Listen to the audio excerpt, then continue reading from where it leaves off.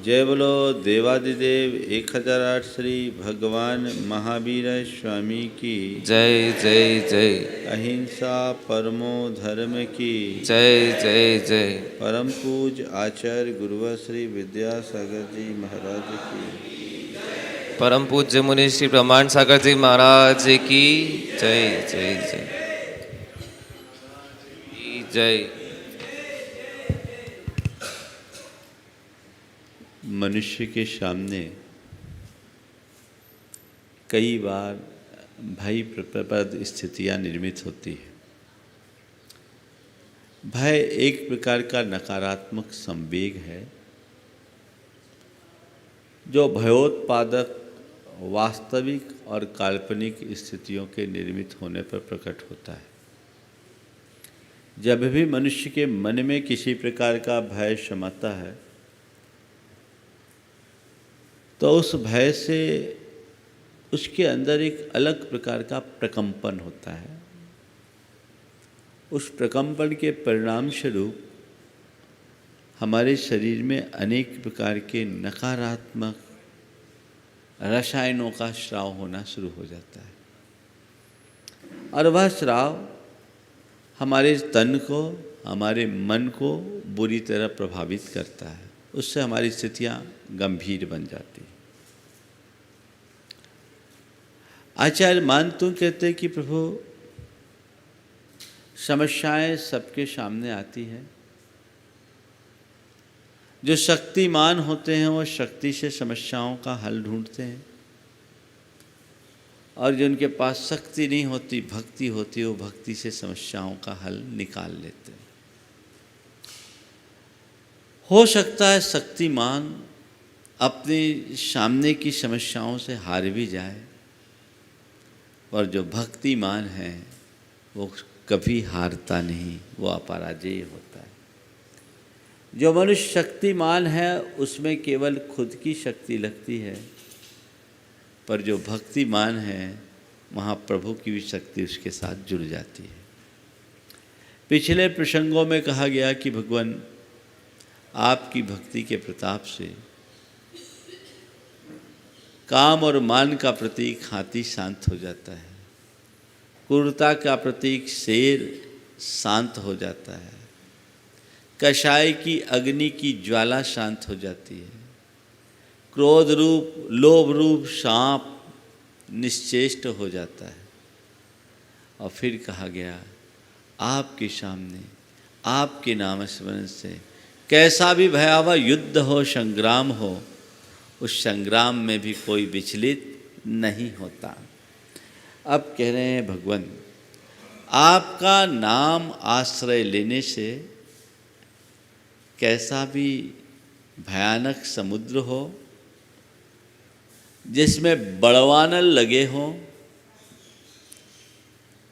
ऐसी लहरें उत्पन्न हो रही हो मानो सुनामी आ रही हो, उस समुद्र को भी आपका भक्त बहुत आसानी से पार कर लेता है।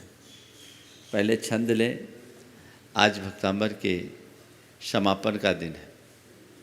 5 छंद है और आज मैं इन अंतिम 5 छंदों के साथ इसे पूरा करूँगा मूल मूल अर्थों को लेते हुए। अम्भो निधो क्षुभित भीषण नक्र चक्र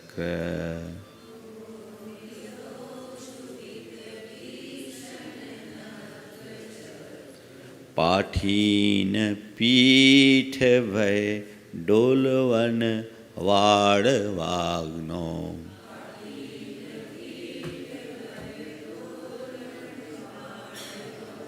रंग तरंग शिखर स्थित यान पात्रा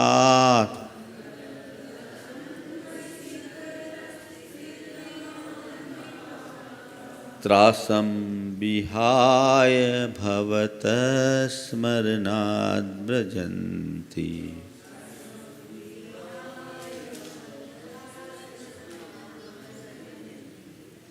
हे भगवान, भवता स्मरणात्, आपके नाम स्मरण से अम्भो निधो, समुद्र में। कैसे समुद्र में? क्षुभित भीषण नक्र चक्रम, जो क्षुब्ध है भयानक नक्र यानी मगरमच्छों के घड़ियालों के चक्र यानी समूह से। पाठीन पीठ भयद उलवन वाड़ वाग्नो, उलवन वाड़ वाग्नो जिसमें तीव्र बड़वाग्नि जल रही है। समुद्र में भी आग लगती है, इसको बोलते हैं बड़वाग्नि। पानी में आग लगती है उसको बोलते हैं, जंगल में आग लगती है तो उसको बोलते हैं दावाग्नि। और समुद्र में जो आग नीचे से निकलती है जिससे पूरा समुद्र क्षुब्ध हो उठता है उसको बोलते हैं बड़वाग्नि। पाठीन पीठ भयत, जो बड़े बड़े मच्छों व्हेल जैसी मछलियों की पीठ से डगमगा रहा है जिसका यान पात्र। रंगत तरंग शिखर स्थित यान पात्रा, ऐसे बड़वाग्नि में जिनका यान पात्र यानी जहाज एकदम तरंगायित है, हिचकोले खा रहा है, उसमें रहने वाले लोग भी भवतः स्मरणात्, आपके नाम स्मरण से तासम विहाय व्रजंती, सब कष्ट भूल करके पार हो जाते हैं। भगवान का नाम लेने से ऐसे भयानक सागर से पार हो जाते हैं। मुझे नहीं पता कि अगर कोई का जहाज समुद्र में फंसे और वो भगवान का नाम ले तो पार हो या ना हो, हालांकि ऐसी घटनाएं आती है, लेकिन इतना पता है कि जो भगवान का नाम लेता है वो भव सागर से जरूर तिर जाता है। इस छंद का एक आध्यात्मिक अर्थ मैं लूं उससे पहले दो घटनाएं जरूर सुनाऊंगा। बहुत पुराने ज़माने की बात है, ताम्रलिप्ति नाम था उस समय, कोलकाता का था, अंग्रेजों ने उसे कोलकाता दिया। ताम्रलिप्त भारत का एक बड़ा सुप्रसिद्ध बंदरगाह था, ताम्रलिप्त नाम था। एक व्यापारी भारत से श्रीलंका जा रहा था, रास्ते में उनका जहाज भंवर में फंस गया। देववाणी हुई बलि दो नहीं तो सब डूब जाएंगे। वो जो श्रावक थे, सेठ थे, जो उस जहाज को लेकर जा रहे थे, बोले मेरा सब डूब जाए स्वीकार है पर मैं बलि नहीं दूंगा। मैं जिन धर्मानुयायी हूँ, मैं सम्यक दृष्टि हूँ, मैं अहिंसा का अनुयायी हूँ, मैं ऐसा कर ही नहीं सकता। कहते देवी ने प्रकट होकर के कहा कि तुम्हें बलि देना पड़ेगा नहीं तो मैं सर्वनाश कर लूंगी। सेठ ने कहा ठीक है, तेरे को जो करना कर ले, तू अगर नाश करेगी तो मेरे एक भाव का नाश करेगी, मैं बलि दूंगा तो मेरा भाव भी नष्ट होगा, वो काम मैं नहीं कर सकता। और उन्होंने कुछ नहीं सोचा, इसे एक आकस्मिक उपसर्ग माना और भक्तामर पढ़ना शुरू कर दिया। वे नियमित भक्तामर के अभ्यासी थे। भक्तामर पढ़ना शुरू किया और भक्तामर का पाठ होते ही देवी के हाथ पांव ढीले हो गए, ऐसा कहते हैं। देवी ने प्रकट होकर के सेठ से क्षमा मांगी और कहा मुझे माफ़ करना, आपके पास तो मुझसे भी बड़ी शक्तियां हैं, मैंने ये जो कार्य किया आपको कष्ट हुआ, उसके लिए मैं आपसे क्षमा मांगती हूँ, पर मैं तुम्हारी इस भक्ति से बड़ी प्रसन्न हूँ, मुझसे कोई वरदान मांग लो। सेठ ने कहा मुझे कुछ चाहिए ही नहीं, मुझे कुछ चाहिए ही नहीं। तो देवी ने कहा नहीं, वरदान तो मांगना पड़ेगा, वरदान तो मांगना पड़ेगा, मैं दूंगी। जब बहुत आग्रह किया तो सेठ ने कहा ठीक है, तुझे वरदान देना तो एक काम कर। क्या? बोले तू आज से बलि लेना बंद कर दे। सेठ के प्रताप से बलि बंद हो गई। हो सकता है इस तरह के घटनाओं में हर व्यक्ति का विश्वास न हो। अब मैं भी आपसे ये नहीं कहता कि पानी में डूब रहे हो तो केवल भगवान का नाम लो। भाई जो वहाँ साधन सुलभ हो तो लो, उसका प्रयोग करो, लेकिन उसके साथ साथ नाम भी लो। पानी में नाव ही तैराएगी, भगवान नहीं तैराएंगे। लेकिन भगवान का नाम लोगे तो नाव डूबेगी नहीं, ये तय है। और डूब भी जाए तो तुम्हारा भाव नहीं डूबेगा। दूसरी घटना बता रहा हूँ। हम लोग विहार कर रहे थे, बहुत पुरानी घटना, 1991 की। सतना से जबलपुर की ओर आ रहे थे तो अमरपाटन से बिहार किया था। सड़क पर हम लोग चल रहे थे, एक व्यक्ति लूना से आ रहा था। उन दिनों लूना बहुत चलती थी, मोपेड।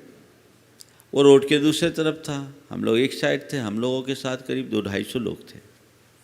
एक बच्ची अपने पिता से मिलने के लिए रोड क्रॉस कर रही थी। इसी बीच एक गाड़ी आई, मारुति थी, बड़ी स्पीड में थी। और बच्ची मारुति को देख करके रिवर्स हो गई। उसने सोचा, मारुति वाले ने सोचा कि वो उधर जा रही है, और उसने उल्टा काट लिया। बच्ची हमारी तरफ रिवर्स हुई, उसने ब्रेक मारा और बच्ची उसकी बोनट से टकराई और उछलकर हम लोगों की तरफ वापस गिर गई। गाड़ी तब तक करीब 25-30 फीट आगे रुक भी गई। ड्राइवर उतरा, अपना सिर पकड़ कर खड़ा हो गया। वो बड़ा एक संभ्रांत परिवार का व्यक्ति था।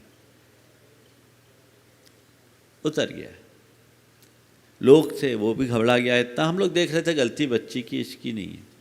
उसमें एक साधु बैठे थे। उसी रोड में अगर शारदा पीठ है मैहर का, वहाँ से वो दर्शन करके आ रहे होंगे अपने। तो उन्होंने एक बात की, जो मैं जिस संदर्भ में ये बात कहने जा रहा हूँ वो आप सबको ध्यान में रखने के है। वो अपने हाथ में एक सुमरनी लिए हुए थे। उतर करके उनने हम लोगों को प्रणाम किया और कहा, महाराज, इस सुमरनी के प्रताप से बच्ची बची, नहीं तो बचने वाली नहीं थी। इस सुमरनी के प्रताप से बच्ची बची, नहीं तो बचने वाली नहीं थी। महाराज, मेरा नियम है, जब मैं यात्रा करता हूँ, जब तक गाड़ी चलती है, केवल सुमरनी चलाता हूँ, अपने इष्ट का नाम लेता हूँ। मैं आज आप लोगों को सलाह देता हूँ, आज कोई भी यात्रा निरापद नहीं है। चाहे तुम कार से चलो, चाहे बस से चलो, चाहे ट्रेन से चलो, चाहे प्लेन से चलो, यात्रा निरापद नहीं है। चलना तो है, मैं कहूँ चलो मत तो वो तो प्रैक्टिकल नहीं है। तो क्या करो? माला हाथ में लो, जितने देर गाड़ी चले, जितनी देर चले, उतनी देर इधर उधर की दुनियादारी की बात करने की जगह भगवान का नाम ले लो। 99% एक्सीडेंट नहीं होगा, और 1% होगा भी तो सही जगह पहुंचाएगा। ये प्रयोग कर सकते हो ना? उतना संयम महाराज कहाँ? यहाँ तो गाड़ी में बैठते ही और दुनिया की बातें शुरू कर देते हैं। ये कह रहे मेरे साथ हुआ। तो मैं एक सलाह देता हूँ, जब गाड़ी रुके तो बात करेंगे, गाड़ी चले तो मौन रखेंगे, आप बच सकते हैं। बंधुओं, ये सागर से पार होने की बात है, पर मैं इस छंद में एक दूसरे सागर का दर्शन कर रहा हूँ। वो सागर क्या है? अम्भो निधो, ये भव सागर है। इस भव सागर में इस संसारी प्राणी का यान पात्र चल रहा है, इस देह के माध्यम से, और रहने वाला आत्मा है। हमारा ये शरीर यान पात्र है और इसमें रहने वाला जीव आत्मा है। इसके अंदर संकल्प और विकल्प के मगरमच्छ और मछलियाँ उत्पात मचा रही है, और कषाय अग्नि का बड़वालन उत्पन्न हो रहा है। इससे हमारा यह जीवन का जहाज एकदम हिचकोले खा रहा है, लहरा रहा है।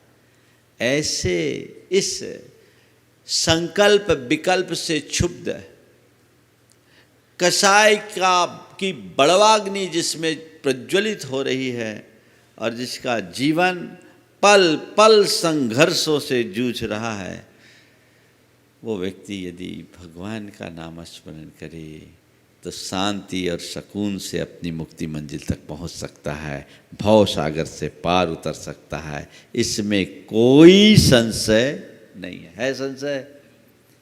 तो भैया सागर तो न तुम्हें आज तैरना है न ऐसी कोई समस्या है, पर भव सागर से पार उतरने के लिए तो यही एक रास्ता है और कोई दूसरा रास्ता नहीं है। सागर में तो फिर भी पनडुब्बियाँ हैं, पर भव सागर से पार उतरने का एक ही रास्ता और कोई दूसरा रास्ता नहीं है। अगला छंद। उद्भूत भीषण जलोदर भार भोगना,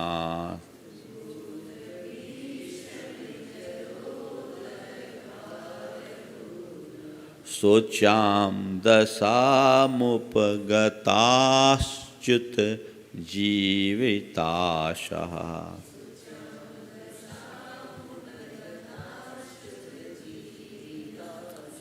तत्पाद पंकज रजोमृतदिग्ध देहा,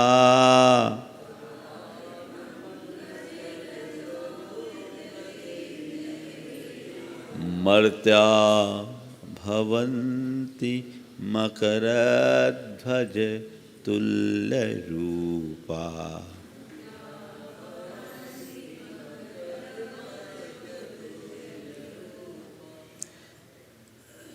एक बीमारी होती है जलोदर, बड़ी भयानक बीमारी, प्रकोप चलता था, उसमें पेट में पानी भर जाता है और बहुत मुश्किल, आज एक प्रकार का सिंड्रोम है। आजकल तो फिर भी इसकी चिकित्सा है, लेकिन एक ज़माने में बड़ा असाध्य रोग था। तो कह रहे भगवान, उद्भूत भीषण जलोदर भार भुगना, उत्पन्न हो गए हैं भयानक जलोदर रोग से के भार को जो भोग रहे हैं, यानी जो व्यक्ति जलोदर जैसे जानलेवा रोग को भोग रहा है। शोचाम दशा मुपगताश्च्युत जीविताशा, च्युत जीविताशा, जिनके जीने की आशा जिनने जीने की आशा छोड़ दी है, और जो सोचाम दशा मुपगता, जो सोचनीय दशा को प्राप्त हो गए। तद पाद पंकज रजो मृत दिग्ध देहा, आपके चरण कमल के रज से जिसने अपने शरीर को दिग्ध यानी सिंचित कर लिया है, ऐसा मर्त मनुष्य मकरध्वज तुल्य रूपा भवंती, मकरध्वज के यानी कामदेव के समान हो जाते हैं।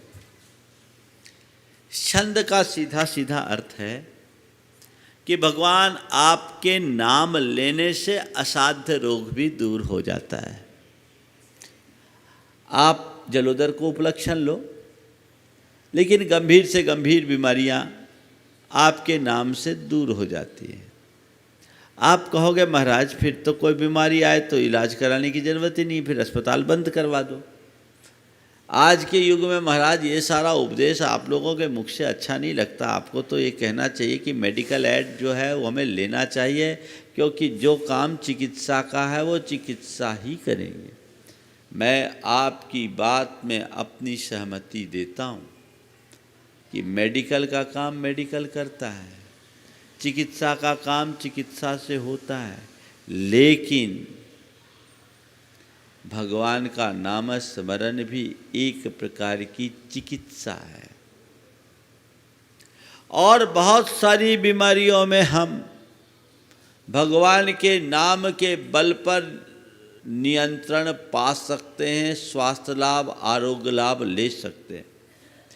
मैंने अपने शुरुआती भक्तामर के व्याख्यानों में कहा था कि आज अमेरिका में कितना रिसर्च हो रहा है और प्रार्थना के बल पर इलाज हो रहा है। अमेरिका के 125 मेडिकल कॉलेजों में 85 के पाठ्यक्रम में प्रार्थना जोड़ा गया है। डॉक्टर प्रिस्क्रिप्शन में लिख रहे हैं, इसके पीछे वजह क्या है? थोड़ा सा इसके विज्ञान पर हम चर्चा करें। जब हम कोई मंत्र जाप करते हैं, स्तोत्र पाठ करते हैं, भक्तामृत जैसे स्तोत्र को पढ़ते हैं, तो उससे हमारे चेतना में एक विशेष प्रकार का प्रकंपन उत्पन्न होता है। उस प्रकंपन से हमारी जो अंतःस्रावी ग्रंथियाँ हैं, जो एड्रिनल ग्रंथि, पिट्यूटरी ग्लैंड, ये दो मुख्य ग्रंथियाँ हैं, इनका बड़ा अनुकूल सिक्रेशन शुरू हो जाता है। ऐसे रसायन प्रकट होने लगते हैं जो काफ़ी हद तक हमारे रोग प्रतिरोधी क्षमता को मजबूत बनाते हैं और उससे हमारा स्वास्थ्य लाभ होता है। आज एक्यूप्रेशर वाले क्या करते हैं, एक्यूपंक्चर वाले क्या करते हैं, हमारे शरीर में लगभग बहुत सारे पॉइंट्स हैं जिसमें 150 मुख्य पॉइंट्स हैं, उनको दबाते हैं और उससे हमारे शरीर के रसायनों को परिवर्तित करते हैं।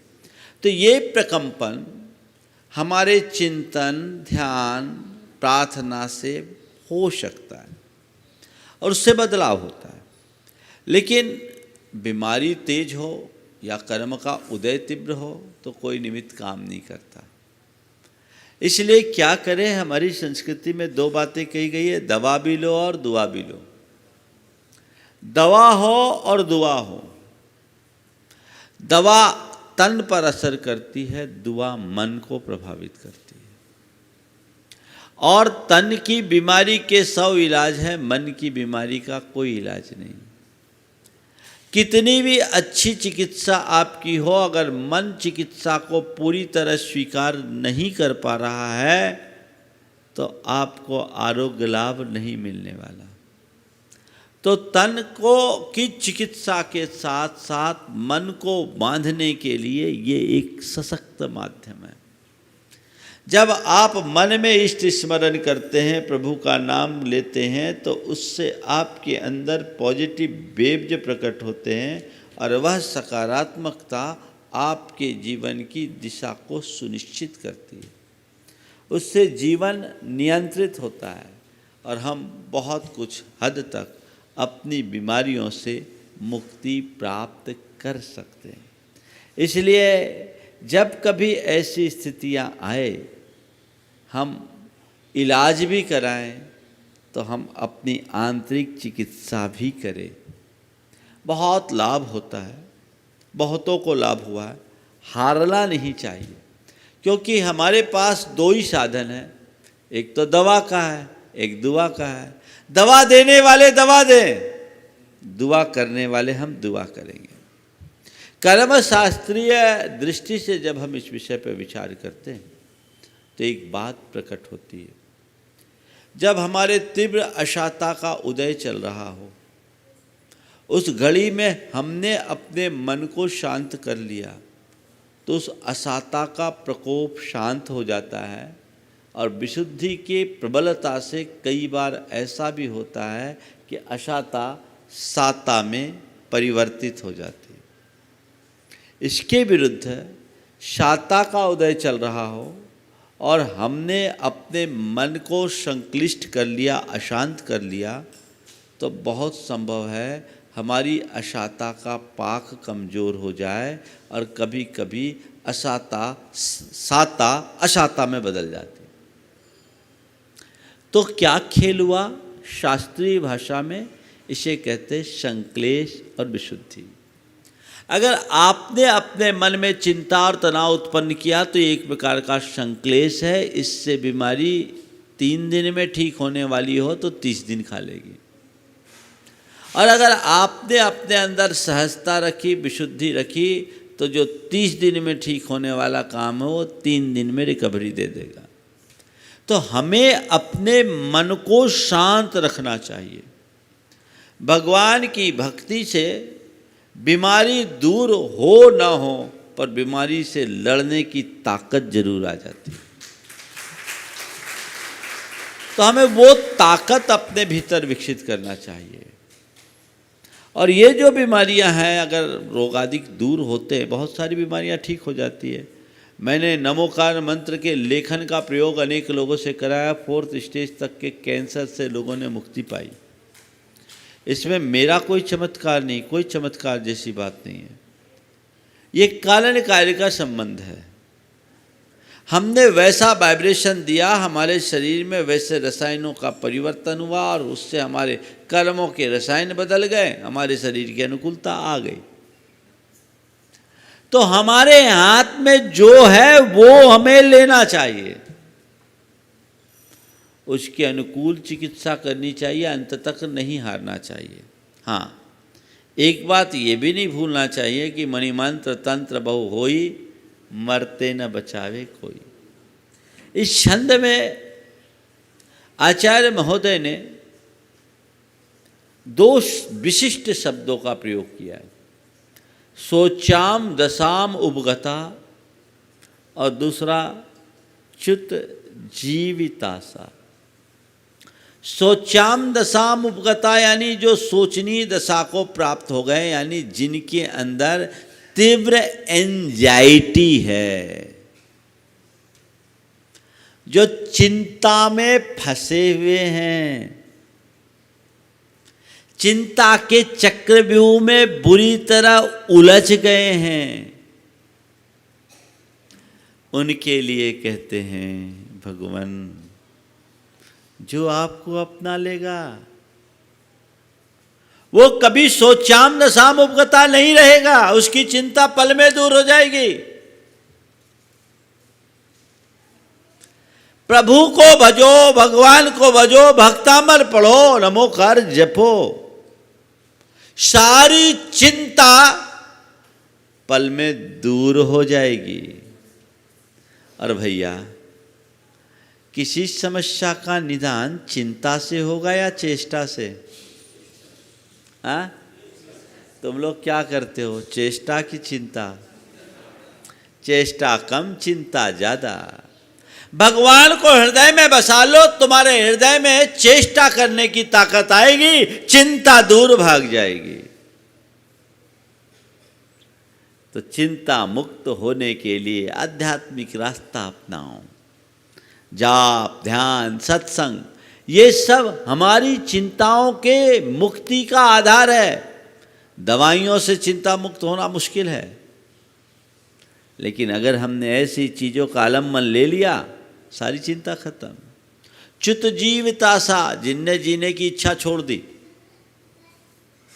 जिनकी जीने की आशा कम है, वो तो हमने अर्थ लगा लिया, लेकिन जिनकी जिजीविषा मंद पड़ गई, जो डीप डिप्रेशन में है, जिनकी इच्छा आत्महत्या करने की बन गई है, जो हर पल सुसाइड की बात सोचते हैं, जिनने जीने की आशा छोड़ दी, अगर हृदय में भगवान को बसा लेगा, पल में तर जाएगा, उसमें कोई संशय नहीं है।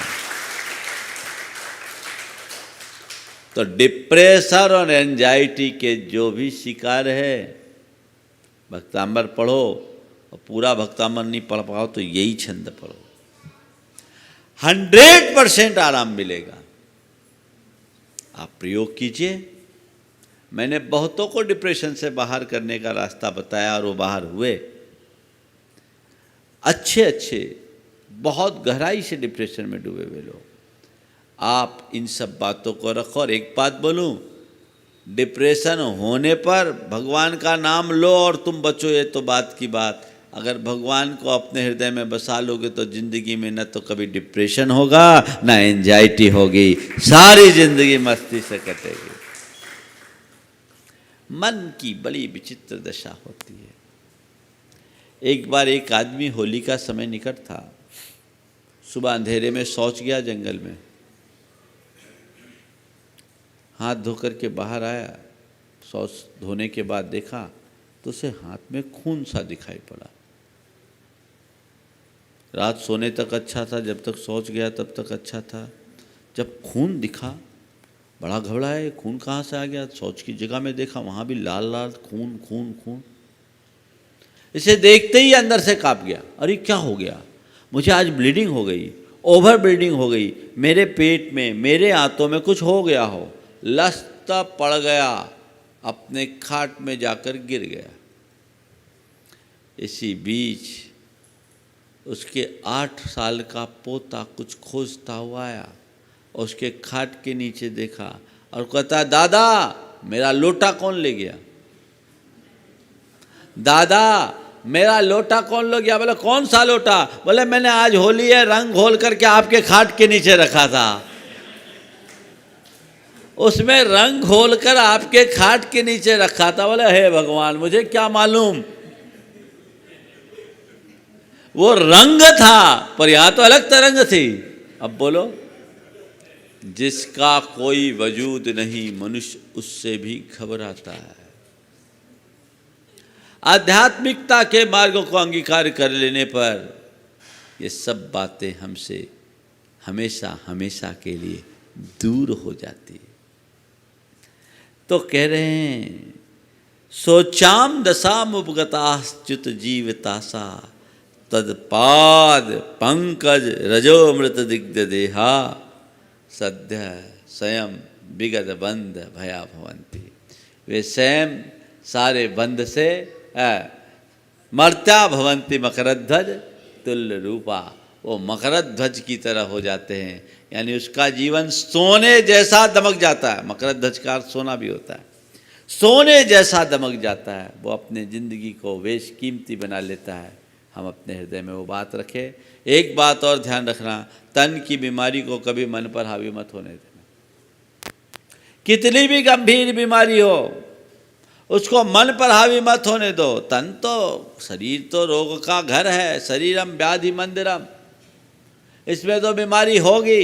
इतना कहते हैं कि जितने रोम उतने रोग। अंतर यह है किसी का रोग प्रकट हो गया, किसी का अंदर दबा है। घबराना क्या, ये तो एक दिन जाना ही है और खाक में मिलना ही है। इसकी क्या चिंता, इसकी क्या परवाह, इसको देखकर घबराना नहीं। मेरे पास एक व्यक्ति आए, कैंसर से पीड़ित थे। वो जितना घबराया उससे ज़्यादा उसके परिवार के लोग घबराए हुए थे।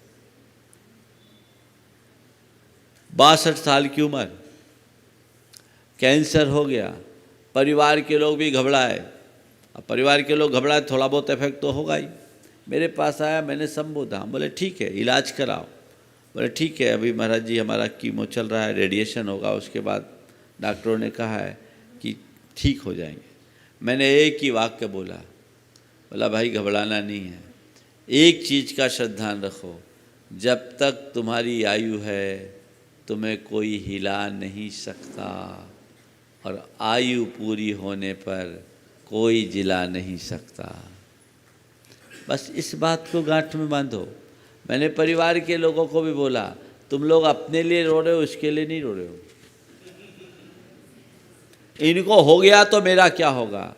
अभी ये क्षण अपने लिए रोने का नहीं है, तुम्हें ये सोचना चाहिए कि हम इनकी चिकित्सा करें। डॉक्टर जब तक आशा दे तब तक डॉक्टर की चिकित्सा करें, और डॉक्टर जब हाथ खड़े कर ले तो हम इनकी आत्मा की चिकित्सा करें। यह भवोद्धार का रास्ता तो अपना अपना है, अपना कल्याण करें, हमें इनकी चिंता करनी चाहिए। ये आदमी ने 62 वर्ष में हमारे लिए बहुत कुछ दिया है, आज इसके साथ विपत्ति आई है, तो हमें इनको इस तरीके से मोटिवेट करना चाहिए कि आप इस दुनिया से जाएं तो हंसते खुश से खेलते जाएं, नाचते गाते जाएं, भगवान को सुमरते हुए जाएं, रोते धोते न जाएं। इस जीवन को आपने अच्छे से पूरा किया, अगला जीवन भी आपका अच्छा बने, ये मनोभाव होना चाहिए।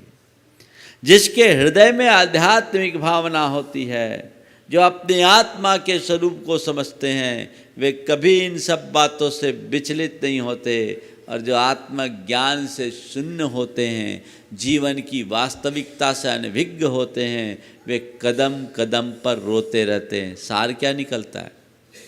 एक बात गांठ में बांध के रखो, जिनके साथ भी इस तरह की स्थिति आती है, संयोग मेरे हाथ में नहीं है, मेरा ये बहिर्जीवन संयोगों से नियंत्रित है। तो जो मेरे हाथ में नहीं है उसको लेकर मैं व्याकुल चित्त क्यों हूं? अनुकूल हो तो, प्रतिकूल हो तो, स्वीकार करने में ही सार है। अनुकूल में अभिमान मत करो, और प्रतिकूल में मन में दीनता मत लाओ, खेद मत लाओ। ये बात यदि हमने आत्मसात कर ली तो फिर हमारे जीवन में किसी प्रकार की कोई कठिनाई कभी आ ही नहीं सकती। आपाद कंठ मुरु श्रृंखल वेष्टितांगा,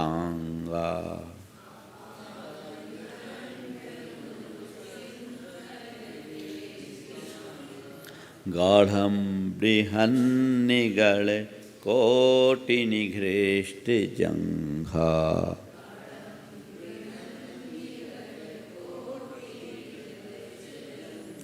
तन्नाम मंत्र मनीषं मनुजा स्मरन्तः,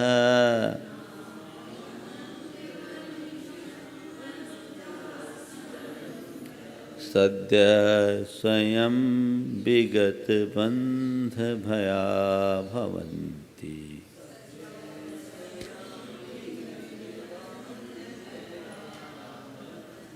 भगवान, आपका नाम लेने वाले सारे बंधनों से मुक्त हो जाते हैं। कैसा बंधन? आपाद कंठ मुरु श्रृंखल वेष्टितांगा, जिसका अंग, जिसका शरीर आपाद कंठ, पांव से कंठ तक, उरु श्रृंखल कंठ हृदय सबसे सांखलों से बांधा हुआ है। कैसे? गाढ़म बृहन निगल कोटि निघृष्ट जंगा, किस तरह के सांकल जो बड़े सघन हों, घने हों, मजबूत हों और जिनके घर्षण से शरीर छिल गया है। निघृष्ट जंघा, जंघाएं छील गई है। ऐसे सघन बंधन में बंधे हुए मनुष्य भी तन्नाम मंत्र मनीषम मनुजा स्मरंत, ये मनुजा तन अनिशम तन्नाम मंत्र में स्मरंत, जो मनुष्य आपके नाम मंत्र का स्मरण करते हैं, सद्य स्वयं विगत बंध भया भवंती, वे सद्य यानी शीघ्र, तत्क्षण तत्काल स्वयं ही सारे बंधन से रहित हो जाते हैं, बंधन के भय से मुक्त हो जाते हैं। हम सबको पता है कि आचार्य मानतुंग को 48 तालों में बंद कर दिया गया था, सांकलें बांध दी गई और भक्तामृत स्तोत्र के पढ़ने से वो उनके सारे बंधन टूट गए। आचार्य मानतुंग इसी बात को अंत तक दोहरा रहे। हम अगर आपके नाम स्मरण को करेंगे तो सारे बंधन टूट जाएंगे। मैंने शुरुआत में ये बात कही थी, ये बात असंभव नहीं, क्योंकि ध्वनि की तरंगों में बहुत बड़ी ताकत होती है। ध्वनि की तरंगे आगे बढ़ते हुए जब 18,000 साइकिल को पार कर देती है तो 18,000 साइकिल पार करने पर अश्राव्य हो जाती है, उसे पराध्वनि कहते हैं। वो इतनी सघन होती है कि उससे हीरे जैसे सघन वस्तु में भी छेद किया जा सकता है। आज अल्ट्रावायलेट ड्रिलमेंट आदि जो है वो उसी के बदौलत है, उसी से बड़ी बड़ी चिकित्साएं होती, सर्जरी होती। तो भगवान जो आपके नाम स्मरण करते करते उस पराध्वनि को प्राप्त कर ले तो उसके बंधन कटने में कोई आश्चर्य जैसी बात नहीं है।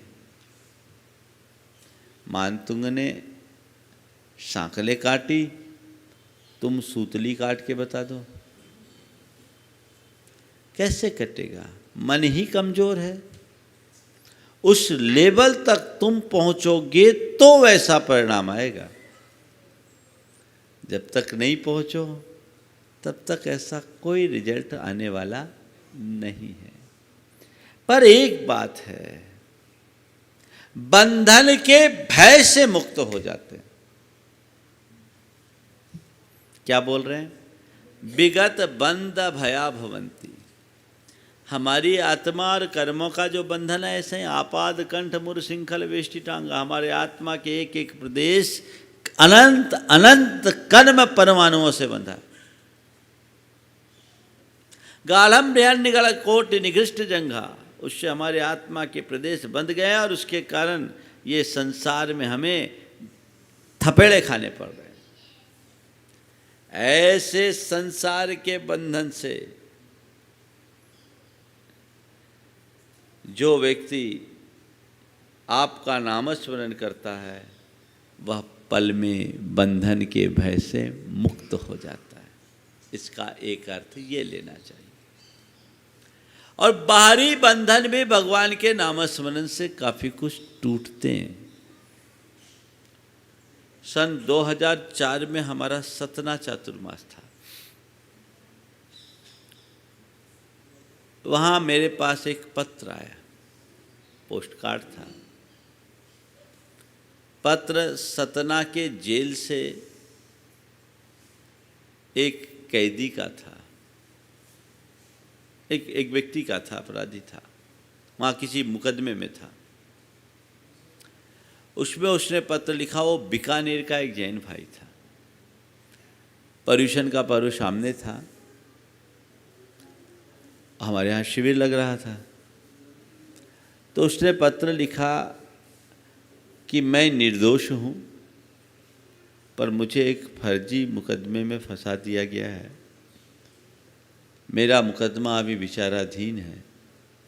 मैं नियमित भक्तामर का पाठ करता हूँ और अपना सब कुछ करता हूँ। मेरे सामने एक बड़ी समस्या है। मैं पिछले 15-20 वर्षों से दशलक्षण में एकासन करता हूँ, व्रत करता हूँ। इस बार दशलक्षण है, मेरा व्रत कैसे पलेगा, मुझे उसकी चिंता है। मुझे अपनी सजा की चिंता नहीं। मैं 10 दिन का उपवास भी कर सकता हूँ, पर जेल प्रशासन मुझे इसकी अनुमति नहीं देगा। गुरुदेव, आपकी कृपा से मुझे कुछ सहयोग मिल जाए तो कृतार्थ होऊंगा। पत्र आया। तो जेल के पत्र तो जेलर के माध्यम से ही आते हैं। जेलर जब तक उसको समझता, जेल प्रशासन देखता नहीं तब तक आता नहीं। वहाँ का जेलर मुझसे जुड़ा हुआ था, हमारे प्रवचनों में आता था। मैंने वो पत्र उसको दिखाया। बोला, महाराज हाँ ये आदमी है और आदमी सही दिखता है, फंसा हुआ है। तो मैंने फिर समाज के लोगों से बोल करके जेलर ने उनको अपना सहयोग किया। उसका 10 दिन का एकासन करने का इंतज़ाम हमने करा दिया। 10 दिन एकासन किया और आप सबको सुनकर ताज्जुब हो गए। पर्यूषण खत्म होने के 5 दिन बाद वो आदमी बाइज्जत बरी हो गया। वो आया मेरे पास, बोला महाराज इन दिनों मैंने केवल भक्तामर का पाठ किया, केवल भक्तामर का पाठ किया। इतनी बड़ी ताकत है, अपने अंदर लाओ तो सही, पर तुम लोगों की श्रद्धा ही कमज़ोर है। किसी से बोलो नामकार जपो, बोले वो तो जपते ही हैं। भक्तामर पढ़ो, वो तो करते ही हैं। कुछ और बताओ। और क्या बताएं? अमोघ अस्त्र है तुम्हारे पास, इसके अलावा होगा तो इसी में होगा, इससे नहीं होगा तो किसी से नहीं होगा। ये उपाय है, करते जाओ करते जाओ करते जाओ करते जाओ, कोई पुण्य जगेगा तुम्हारा और सामने वाले का, तो सब काम ठीक हो सकता है। तो तन्नाम मंत्र मनीषम मनुजा स्मरंत सद्य स्वयं विगत बंध भया भवंती। आगे मत द्वीपेन्द्र मृगराज दवा न लाही,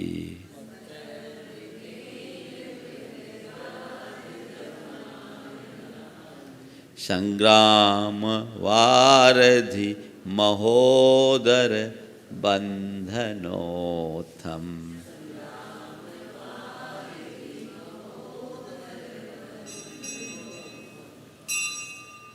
तस्यासु नाशमुपयाति भयं भीव,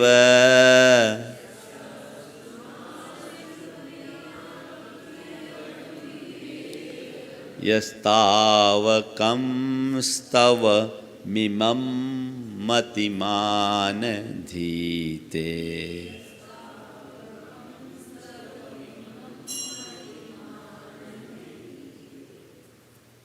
हे भगवान, मैं देख रहा हूँ जो आपका भक्त है, जो आपका जो मतिमान, जो विवेकी व्यक्ति आपकी स्तुति करता है, उसके लिए मत्त दीपेंद्र मदोन्मत्त हाथी, मृगराज भयंकर शेर, दावानल काल का प्रतीक बना हुआ अहि यानी सांप, भयानक युद्ध, उफनता समुद्र, संग्राम वारिधि, महोदर भयंकर जलोदर जैसे रोग और बंधन से उत्पन्न जितने भी भय हैं, दुख हैं, संग्राम वारिधि महोदर बंधनोत्थम, तस्य उस व्यक्ति के भयम भीएव आसुनासम उपयाति, उस व्यक्ति का भय खुद भीएव भयभीत होकर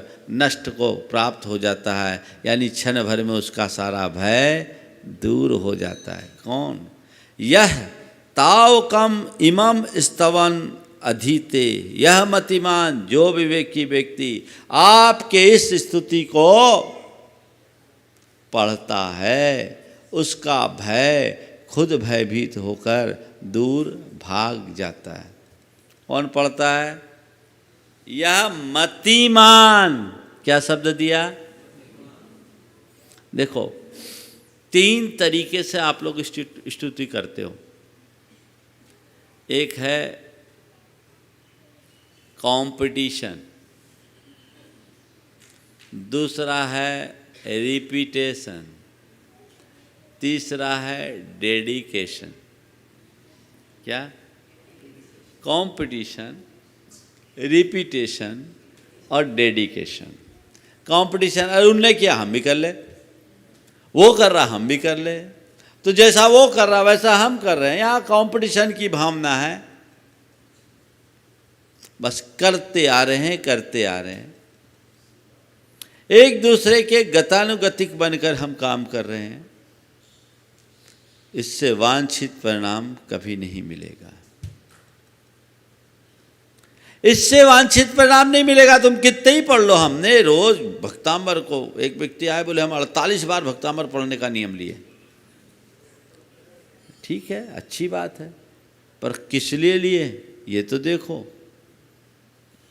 कितनी तल्लीनता से कर रहे हो ये तो देखो। एक कंपटीशन है, ये ज़्यादा प्रभावी नहीं होगा। रिपीटेशन, दूसरे ने किया मैं भी कर लूँ। अरे महाराज ने कहा था भक्तांबर का पाठ करने से ये बीमारी दूर हो जाती है, उसने किया उसको ठीक हो गया, उसने किया ठीक हो गया, हम भी आजमा ले। ठीक हो गया तो जय जयकार। नहीं, वहाँ हमको तो पहले से पता था, ऐसा थोड़ी होता है, तो महाराज लोग अपनी दुकान चलाते हैं। इसमें क्या रखा है? इसमें कुछ नहीं, सब पोल खुल गई तुम्हारी श्रद्धा वहीं खत्म। ये रिपीटेशन है, इससे तुम्हारा बंधन टूटने वाला नहीं है। बंधन कब टूटेगा, दुख कब दूर होगा? जब डेडिकेशन हो, दृढ़ निश्चयी बनकर संकल्प और समर्पण के साथ जब तुम इसका पाठ करोगे तो इसका परिणाम तुम्हारे लिए मिलेगा। अब पढ़ रहे हैं भक्तांबर तो कहीं कर रहे, रोटी बनाते हुए भी पढ़ रहे हैं, घूमते फिरते भी कर रहे हैं, घर का काम करते भी कर रहे, करो, बुरा नहीं है, लेकिन उसका वो इम्पैक्ट नहीं होगा जो समयबद्ध होकर एक स्थान पर पूर्ण श्रद्धा, निष्ठा और समर्पण के साथ पाठ करने में होगा। जब डेडिकेशन से तुम पाठ करोगे ना, तब भगवान का रेडिएशन शुरू हो जाएगा। क्या? यहां डेडिकेशन तो वहां से रेडिएशन सिद्धालय से आएगा। चाहते तो है, अरे भैया अपनी भाव भूमिका तो तैयार करो।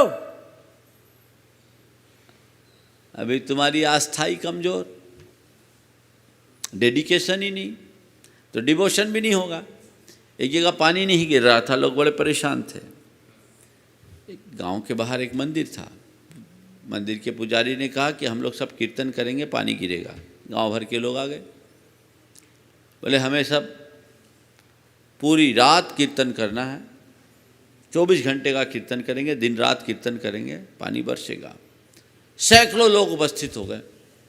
जब सब आ गए, पुजारी ने कहा आप लोग क्यों आए? बोले आप ही ने तो बुलाया था। बोले मैंने क्या बोला था?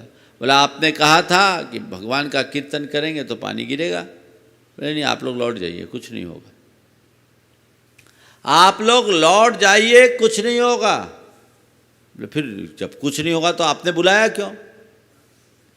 क्या भगवान के कीर्तन का कोई मजा नहीं? बोले नहीं, कुछ नहीं होगा, आप लौट जाइए। बुलाया क्यों? बोले देख लिया, भगवान के कीर्तन का तो फल है, पर तुम जैसे लोगों के कीर्तन का फल नहीं होगा। बोले हम जैसे लोगों का? अभी तो हमने कीर्तन शुरू ही नहीं किया, आपने कीर्तन को टेस्ट कैसे ले लिया? कीर्तन का टेस्ट कैसे ले लिया? बोला भैया ये बताओ, तुम में से कितने छाता लेकर आए, कितने रेनकोट लिया? कौन कौन छाता लेकर आया, कौन कौन रेनकोट लेकर आया? एक भी नहीं। बोले पानी कहाँ से गिरेगा? तुम्हारे अंदर विश्वास ही नहीं है। तुम्हारे अंदर विश्वास ही नहीं है। तुम में अगर विश्वास होता तो ये मान करके चलते कि भाई कीर्तन करेंगे तो पानी गिरेगा, घर लौटने में भीग ना जाए, छत्ता लेकर के चलो। ये है डेडिकेशन। तुम लोग तो हाँ हो जाए तो ठीक, ना होए तो ठीक। ऐसे डावाडोल लोगों के लिए कोई लाभ नहीं मिलता। आखिरी छंद जिसे पूरा कर रहा हूँ, आचार्य मानतुक ने 47 छंद पढ़ने के बाद 47 ताले तोड़ दिए। चमत्कार सबने देख लिया। राजा भोज के दरबार में, समझो मैं एक कल्पना आपके सामने प्रस्तुत कर रहा हूँ। राजा भोज के दरबार में बड़े बड़े विद्वान थे, बड़े बड़े ज्ञानी थे, मांत्रिक भी होंगे। मानतुक ने कहा कि ये 47 मैंने तोड़ दिया, 48वां आप तुलवा लो। बिना अस्त्र के, बिना स्पर्श के, बिना आघात के कोई तोड़ के बता दे। एक से एक विद्वान है। 47 मैंने तोड़ा, एक तोड़ दो। अब क्या है राजा के सामने चुनौती। अपने विद्वानों को बोला भैया तोड़ के देखो। अब कोई हिम्मत न करे, कैसे टूटे? क्यों? टूटना भी नहीं है और यहाँ शर्मिंदा भी होना होगा बड़े दरबार में। एक आध दो आगे आए तो उनके करने से कुछ नहीं हुआ। तब आचार्य मानतुक ने अंतिम छंद बोला और ये बंधन टूटा। अर्थ देखिए, स्तोत्रस्रजं तव जिनेन्द्र गुणैर्निबद्धाम्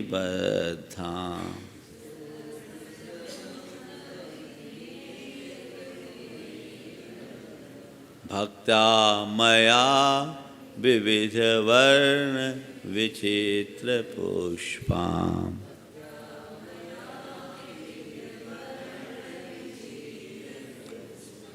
धत्ते जनो यह कंठगतामजश्रम्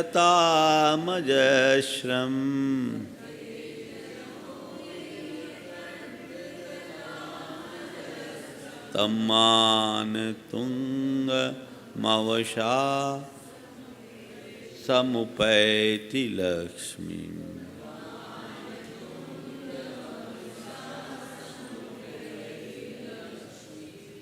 हे भगवान, हे जिनेन्द्र, तौ गुणैर्निबद्धाम, आपके गुणों से बंधी भी।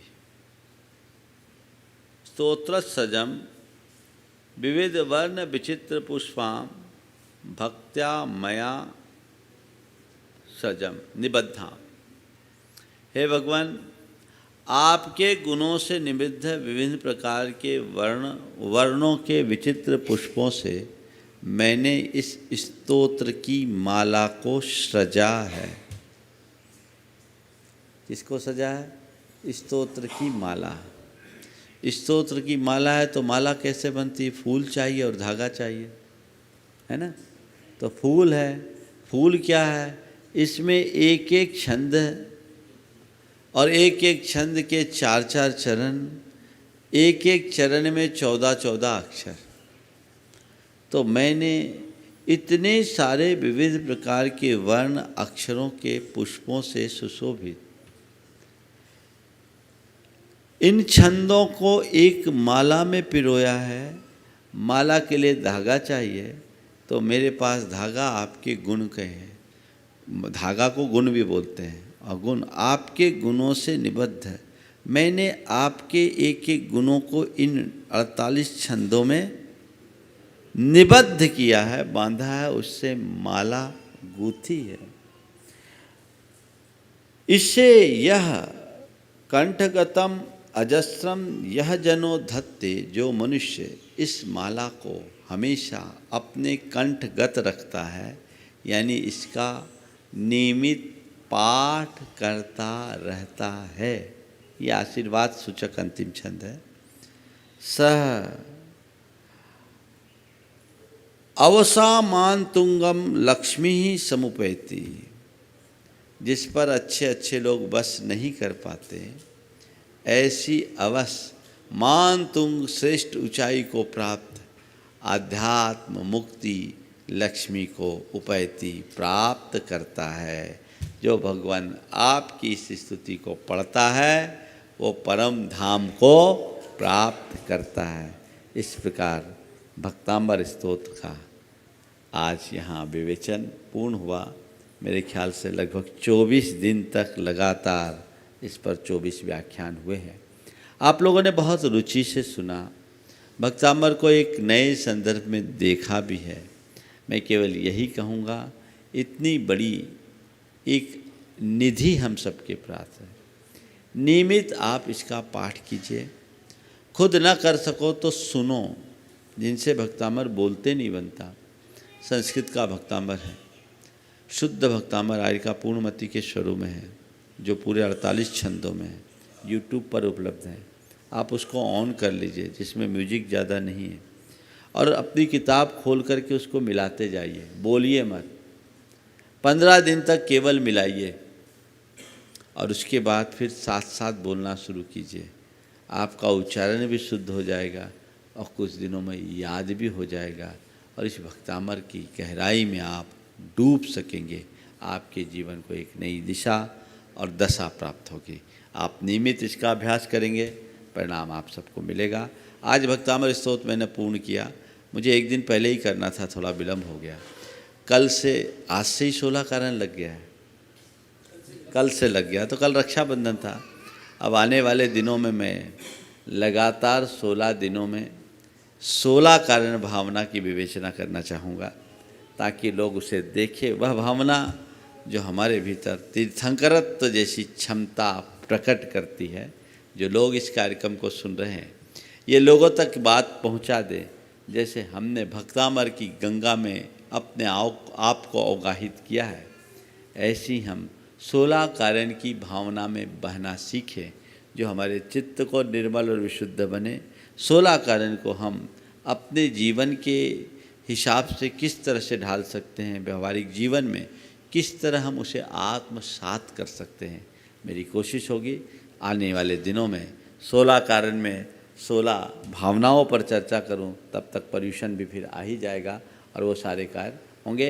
भावना योग का प्रसंग चल रहा है, तो मैंने सोचा भावना पर जरूर हम ध्यान दें और लोगों को लाभ मिले। हम सब मंगल भावना का पाठ करेंगे और मेरे साथ आप सभी मंगल भावना दोहराएंगे। मंगल मंगल होए जगत में सब मंगलमय हो।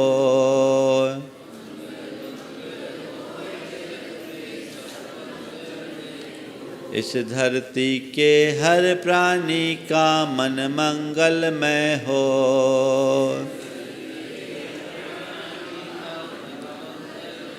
कहीं क्लेश का लेस रहे ना दुख कहीं भी हो।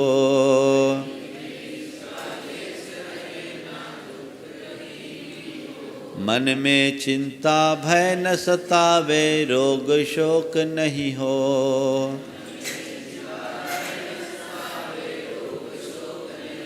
नहीं बैर अभिमान हो, मन में क्षोभ कभी नहीं हो।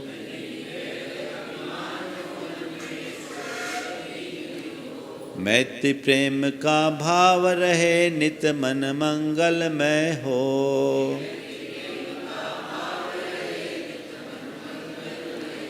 मंगल मंगल होए जगत में सब मंगलमय हो।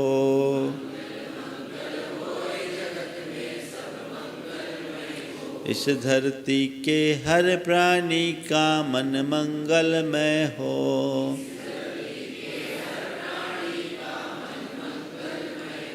मन का सब संताप मिटे अरु अंतर उज्ज्वल हो।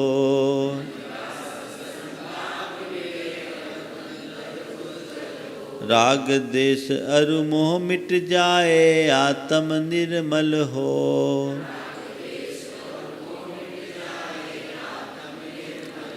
प्रभु का मंगल गान करे सब पापों का क्षय हो। इस धरती के इस जग के हर प्राणी का हर दिन मंगलमय हो।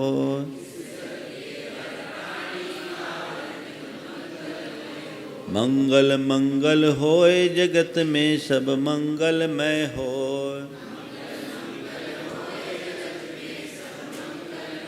इस धरती के हर प्राणी का मन मंगलमय हो।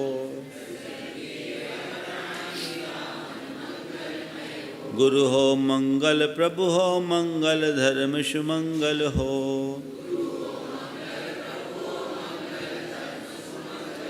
मात पिता का जीवन मंगल परिजन मंगल हो।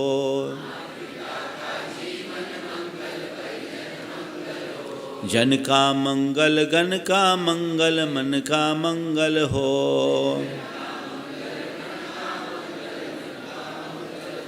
राजा प्रजा सभी का मंगल धरा धर्ममय हो।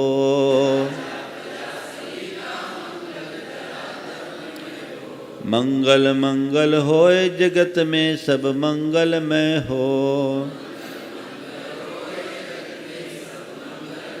इस धरती के हर प्राणी का मन मंगलमय हो।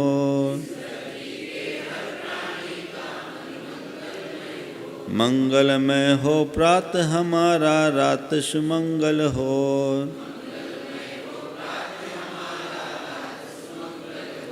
जीवन के हर पल हर क्षण की बात सुमंगल हो।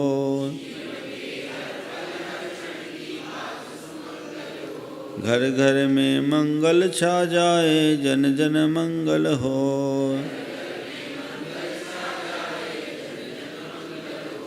इस धरती का कण कण पावन ओ मंगलमय हो।